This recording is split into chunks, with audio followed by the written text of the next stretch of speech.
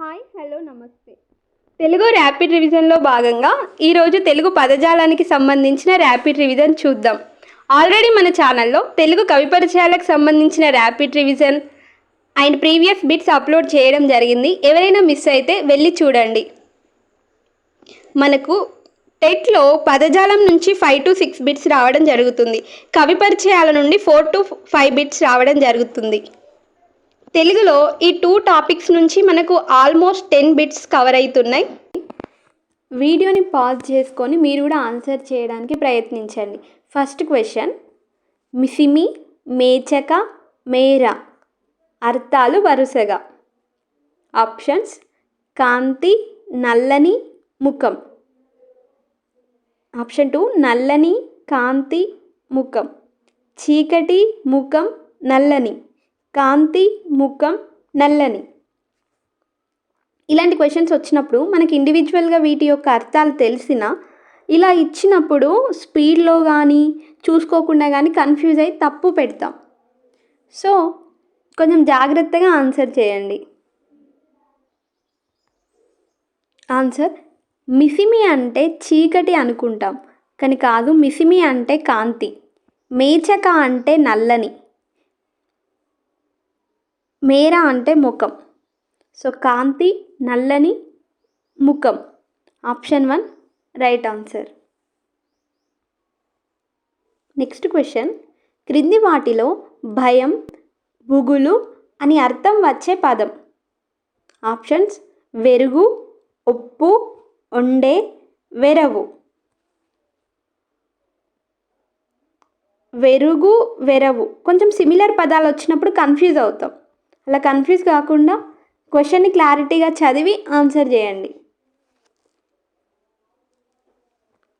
Answer వెరుగు. Answer వెరుగు. ఒండే అంటే కాని అని అర్థం. వెరవు అంటే ఉపాయం అని అర్థం. ఒప్పు అంటే ప్రకాశించు అని అర్థం. నెక్స్ట్ క్వశ్చన్, సమరం అను పదానికి అర్థం. ఆప్షన్స్: ఓర్పు, సింహం, సైన్యం, గొప్పది. సమరం అంటే ఓర్పు అని అర్థం. ఆన్సర్ 1 ఓర్పు.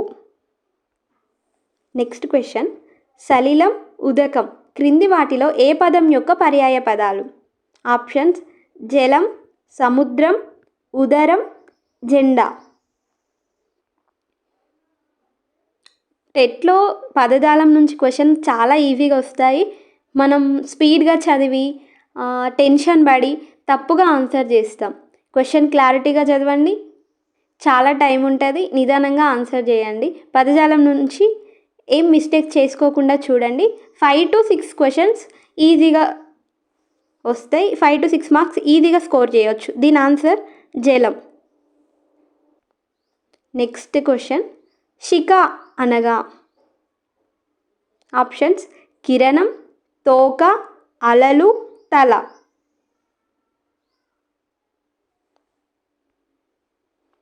ఆన్సర్ కిరణం. శిఖ అనగా కిరణం అని అర్థం. నెక్స్ట్ క్వశ్చన్, కార్దమం, అడుసు అనగా. బురద, చెరువు, కుంట, నీరు. ఆన్సర్ బురద. నెక్స్ట్ క్వశ్చన్, చెపారం అనగా క్రింది వాటిలో. పశువుల పాక, గుహ, ఇల్లు, వాకిలి. ఆన్సర్ పశువుల పాక. చెపారం అనగా పశువుల పాక. క్వశ్చన్, తేరు, స్యాందనం, అరదము పర్యాయ పదాలుగా కలిగిన పదం. రథం, చీకటి, యుద్ధం, వెలుగు. కొంతమంది ఇట్లా చీకటి, వెలుగు ఇట్లా ఒకే జోనల్కి సంబంధించిన వర్డ్స్ వచ్చినప్పుడు చీకటి, వెలుగు మనల్ని కన్ఫ్యూజ్ చేయడానికే ఇచ్చి ఉంటారు.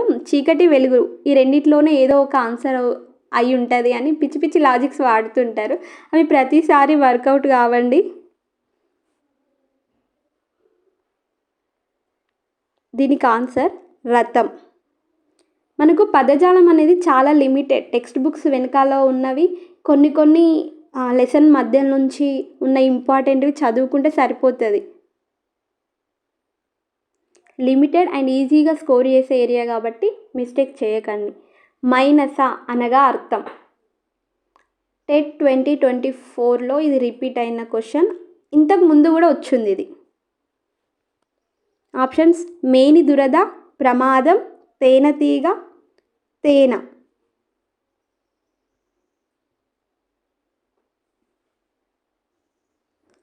ఆన్సర్ మేని దురద. మేని దురద ఆన్సర్. నెక్స్ట్ క్వశ్చన్: క్రింది వాటిలో కలుగు అని అర్థం వచ్చే పదాన్ని గుర్తించండి. ఘటించు, ఆంగికం, తప్తం, తనర్చు.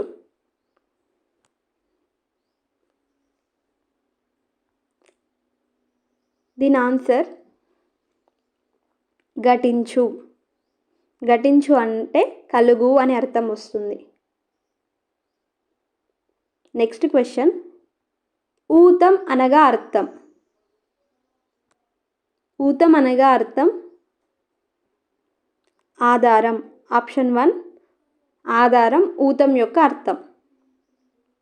నెక్స్ట్ క్వశ్చన్: నిహారం అనగా క్రింది వాటిలో మంచు, ఆకాశం, మేఘం, స్నేహం. ఆన్సర్ మంచు. నిహారం అంటే మంచు. తుహీనం అన్న మంచే, హిమం అన్న మంచు.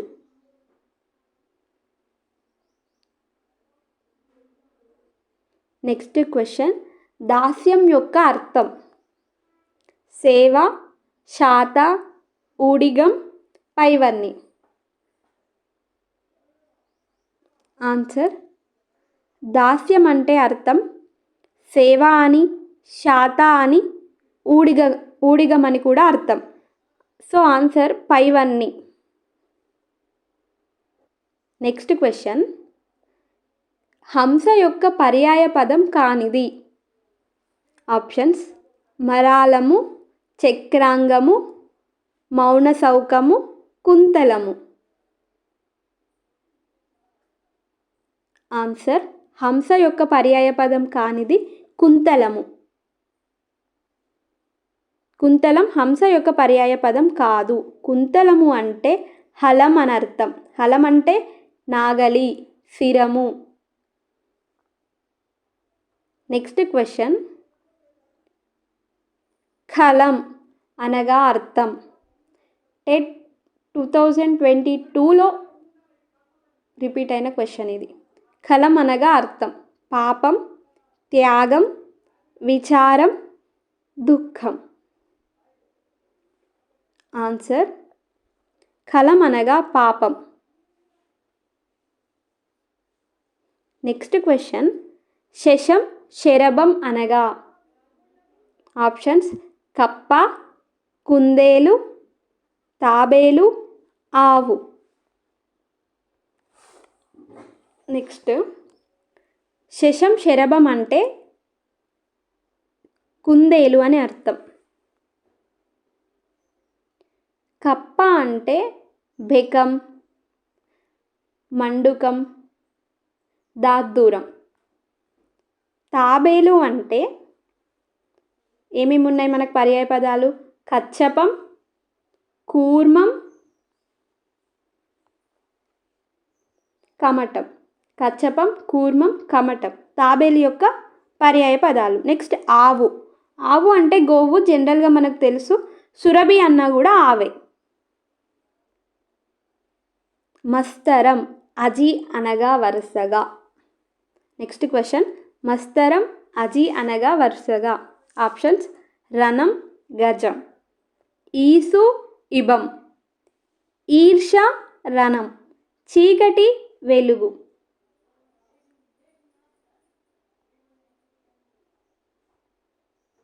దీని ఆన్సర్ మస్తరం అంటే ఈర్ష, అజి అంటే రణం.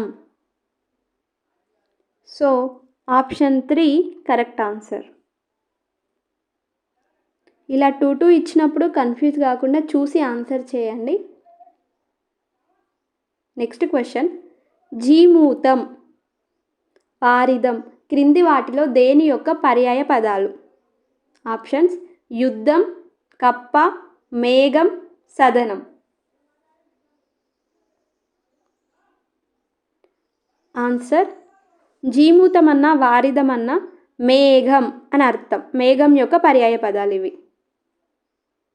మీకు నేను అర్థాలు, పర్యాయ పదాలు, ప్రకృతి వికృతులు, వ్యుత్పత్తి అర్థాలకు సంబంధించిన పీడిఎఫ్స్ అన్నీ ఒకే దగ్గర ఉండేలాగా ఒక పీడిఎఫ్ చేసి మా వాట్సాప్ ఛానల్లో షేర్ చేస్తాం. ఈ వీడియో కింద డిస్క్రిప్షన్లో కానీ ఫస్ట్ కామెంట్లో కానీ మా వాట్సాప్ ఛానల్ని పిన్ చేస్తాం, చూడండి.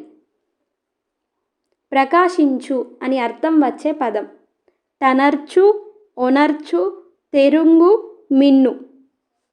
మిన్ను అంటే మనం ఆల్రెడీ డిస్కషన్ చేసాం. మిన్ను అంటే ఆకాశం. దీని ఆన్సర్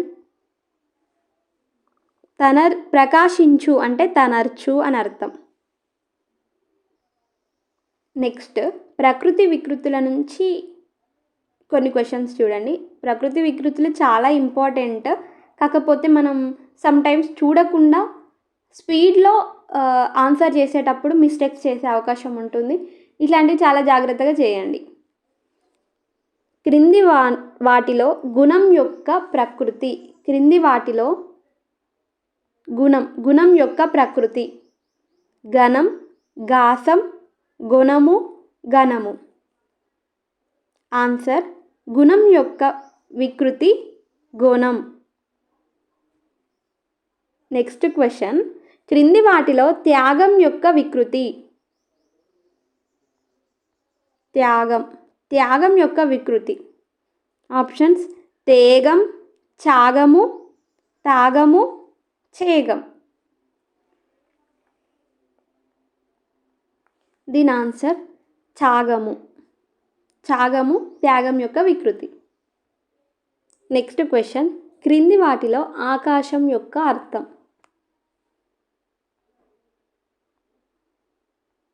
క్రింది వాటిలో ఆకాశం యొక్క అర్థం మిన్ను. మిన్ను అంటే ఆకాశం. వనది, వార్ది, వారిదం. వనది అన్న, వార్ది అన్న సముద్రం. వారిదం అంటే మేఘం. ఆల్రెడీ మనం డిస్కషన్ చేసాం. నెక్స్ట్ క్వశ్చన్, నానార్థాల నుండి చూడండి. పాలు, సున్నం నానార్థాలుగా కలిగిన పదం. నానార్థాలు గుర్తుపెట్టుకోవడం అన్నది ఎవరికైనా కొంచెం కష్టంగానే ఉంటుంది. కాకపోతే రిపీటెడ్గా చదువుతూ ఉండాలి.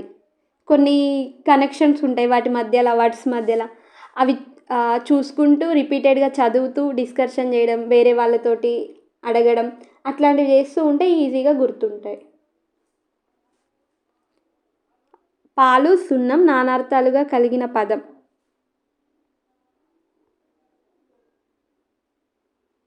ఆన్సర్ సుధా.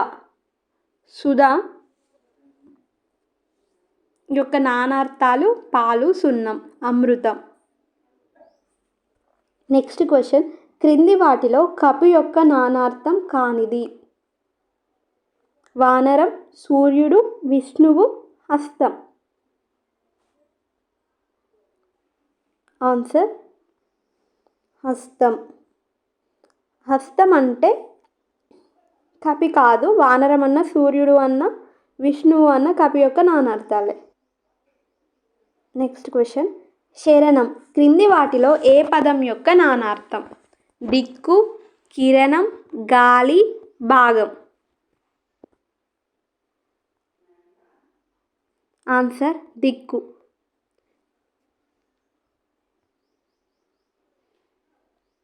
నెక్స్ట్ క్వశ్చన్, క్రింది వాటిలో గోవు యొక్క నానార్థం కానిది. సరస్వతి, భూమి, సంపద, ఆవు. వీటిలో గోవు యొక్క నానార్థం కానిది. ఆవు గోవు యొక్క నానార్థం ఈజీగా ఎలిమినేట్ చేస్తాం. నెక్స్ట్, సరస్వతి, భూమి, సంపదలో సంపద గోవు యొక్క నానార్థం కాదు. భూమి అన్న, సరస్వతి అన్న గోవు యొక్క నానార్థమే. వీటితో పాటు కన్ను అన్న బాణం. బాణం అన్న గోవు యొక్క నానార్థాలే. నెక్స్ట్ క్వశ్చన్ చూడండి. క్రింది వాటిలో సముద్రం యొక్క అర్థం కానిది. ఆప్షన్స్: అంబుది, వనది, వార్ది, వారిదం.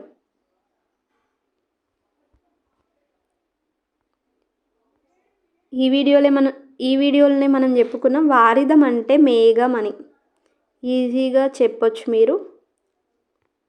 వారిదం అంటే మేఘం. అంబుది అన్న, వనది అన్న, వార్ది అన్న సముద్రం అనే అర్థం. గగనం అన్న సముద్రమే, ఈజీగా చెప్తారు మీరు. నెక్స్ట్ ఇంకొకటి, సింధువు. సింధువు అన్న సముద్రమే. ఇది మనకు ప్రీవియస్గా 2024 టెట్లో ఒక సెషన్లో అడిగారు. ఈ సింధువు అంటే సముద్రం ఏ క్లాస్లో ఉందో కామెంట్ చేయండి. నెక్స్ట్ వ్యుత్పత్తి అర్థాలు. వ్యుత్పత్తి అర్థాల నుండి కూడా మనకు టెట్లో ఒక బిట్ వస్తుంది. మనకు వ్యుత్పత్తి అర్థాలు చాలా తక్కువగా ఉన్నాయి. మనకు ఎక్కువగా ఎస్జిటికి అయితే 6th, 7th, 8th నుంచి అడగడానికి ఎక్కువ అవకాశం ఉంటుంది. పేపర్ 2 వాళ్ళైతే 9th, 10th కూడా చదవాలి. 9th, 10thలో మనకు వ్యుత్పత్తి అర్థాలు కొంచెం ఎక్కువగా ఉంటాయి. నేను ఎస్జిటిని దృష్టిలో పెట్టుకొని ఇక్కడ 7th క్లాస్, 8th క్లాస్లో ఇచ్చిన వ్యుత్పత్తి అర్థాలను అయితే ఒకసారి చెప్తాను. కమలాకరం. కమలాకరం కమలాలకు ఆకారమైనది కొలను అని అర్థం. నెక్స్ట్ తటాకం. జలంచే కొట్టబడినది, నిండినది, చెరువు అని అర్థం. నెక్స్ట్ పద్మాకరం. పద్మాలకు నెలవైనది, కొలను లేదా చెరువు. పద్మాలకు నెలవైనది అని అర్థం. నెక్స్ట్ వసుధ. ద్రవ్యాదులను ధరించున్నది భూమి. ద్రవ్యాదులను ధరించున్నది భూమి. రమానాథుడు. రమ భర్త అయినవాడు విష్ణువు. రమ అంటే ఇక్కడ లక్ష్మి, లక్ష్మికి భర్త అయినవాడు విష్ణువు అని అర్థం. పయోనిధి. నీటికి నిధి వంటిది. నీటికి నిధి వంటిది ఏంటి? సముద్రం. పయోనిధి అంటే సముద్రం, నీటికి నిధి వంటిది. నెక్స్ట్ అంధకారము. అంధకారము. అంధకారము అంటే లోకులను అంధులుగా చేయునది. లోకులను అంధులుగా చేయునది ఏంటి? చీకటి. కామారి. మన్మధునికి శత్రువు. ఎవరు? శివుడు. కామారి అంటే శివుడు. కైముడుపు. చేతులు జోడించున్నది నమస్కారము. పక్షి. పక్షములు కలది పక్షి. పయోనిధి. పయస్సుకు నిధి వంటిది. పయస్సు అంటే మళ్ళీ ఏంటి ఇక్కడ? నీరు. నీటికి నిధి వంటిది సముద్రం. పుత్రుడు. పున్నామ నరకం నుండి రక్షించువాడు కొడుకు. పౌరులు. పురంలో నివసించువారు ప్రజలు. శనము. ఇది మనకు ఫస్ట్ లెసన్లో వస్తుంది. తీవ్రంగా పోవునది డేగ. ఇది ప్రీవియస్గా కూడా వచ్చింది. సంయమి. సంయమము కలవాడు ఋషి. ఇంద్రియ నిగ్రహం కలిగిన వారు ఋషి. సైరికుడు. శిరముతో నేలను దున్నువాడు. శిరము అంటే నాగలి, రైతు అని అర్థం. సైరికుడు అంటే రైతు. నెక్స్ట్ సోమార్థధరుడు. చంద్రవంకను శిరస్సున ధరించినవాడు శివుడు. నెక్స్ట్ హలికుడు. హలముతో నేలను దున్నువాడు రైతు. హలముతో నేలను దున్నువాడు రైతు. వీడియో యూస్ఫుల్గా అనిపిస్తే లైక్ చేయండి. ఇలాంటి మరిన్ని వీడియోస్ కోసం మా ఛానల్ని సబ్స్క్రైబ్ చేయండి. టెట్ డిఎస్సికి ప్రిపేర్ అయ్యే మీ మిత్రులకి ఈ వీడియోని షేర్ చేయండి.